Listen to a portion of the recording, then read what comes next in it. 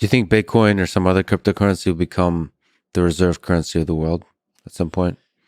So this is kind of a controversial idea, but I actually think yes. I do think Bitcoin could end up becoming a reserve currency of the world. I've been reading Ray Dalio recently with his new book, like The Changing World Order, and I thought it was a really well researched book. He talks in there. He looks back at history, right? He looks at like empires and going back to various Chinese empires, the Dutch and Ottomans and everybody, and how did they rise? And they were able to have the reserve currency as they rose, and what produced that? Like it came from good education and innovation and better trade. And anyway, so the U.S. by some measures is kind of looks like it's it's had a really good run and it's coming down a little bit, and China's kind of coming up. Who knows how that'll play out? By the way, like the world is very complicated. That could switch. But I guess if the US dollar is going to be seeing more inflation in the future, the Chinese yuan is not like necessarily better, right? I mean, they have a ton of debt as well. And, it's not like you could really, that the yuan could be inflated as well, right? It probably will be. And so I do think that there's this group of people today, which probably most traditional, I don't know, like the people who run big banks and like governments and stuff, that this is not really on their radar today. But I think there's basically a group of younger people in that kind of, 25, 35-year-old range who are tech savvy.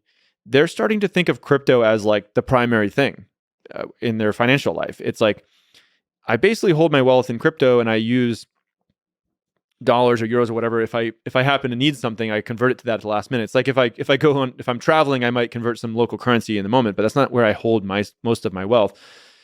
So this segment of the population is not like massive yet from a GDP point of view, but I think it's a leading indicator of where things could be going. And this is actually good for the world. It's kind of like, especially if China does continue to rise and it has a more authoritarian view, it'll be kind of this very centralized East versus a decentralized West, where people are in the West, in the free world, really kind of embracing crypto and a more open, fair, free global financial system, which I think will be enormously beneficial for humanity. And I do think basically Bitcoin is the reserve currency, the gold standard of the crypto economy.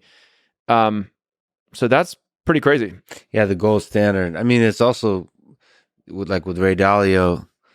I feel like China will drive a lot of this, either in response or directly. I mean, I think the ruble, I'm not paying as close attention to the financial systems, but I think they're trying to tie it to gold once again. So that's an interesting, maybe it'll be one of the more authoritarian regime that will switch to Bitcoin standard first. And then it's the West that will, out of that pressure, will catch up. Versus the other way around. It's fascinating to think of what is the forcing function, what kind of perturbation is required to switch to change anything, honestly, about the financial system. But it could be, as you're saying, just waiting for the people that are young now that are embracing crypto to enter the positions of power, essentially. But I hope that's not the case, because that's if for any innovation we have to wait, sorry to say, for the older folk to pass away. Yeah. That's not an efficient way to make change. Yeah. That's a super interesting topic of how people's minds become less plastic as they age. Yeah. I guess it's a feature. It's called wisdom. But then we also need the wild ones to explore. Exploration versus exploitation.